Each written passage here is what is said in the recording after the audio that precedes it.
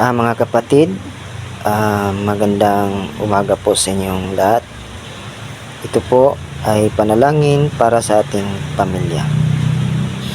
Sa ngalan, samahan sa anak ko sa Espiritu Santo. Amen. Ama, nagpapasalamat kami sa iyo sa pagkaloob mo sa amin na kani-kanya naming pamilya. Sa araw na ito, sama-sama kaming ninikluhod sa iyo para sa kahilingan ng lahat ng pamilya sa buong mundo. Dalangin namin na ingatan at pangangalagaan mo sila bilang isang pamilya. Ilayo mo sila sa anumang kapahamakan na makakasira sa kanilang samahan.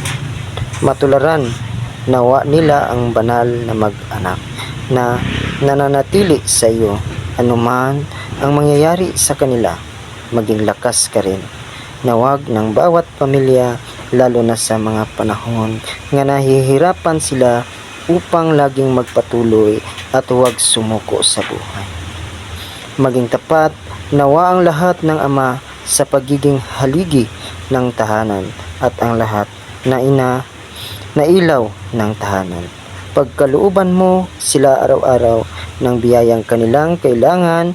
Ang lahat ng ito ay aming sama-samang panalangin sa ngalan ni Kristo aming Panginoon.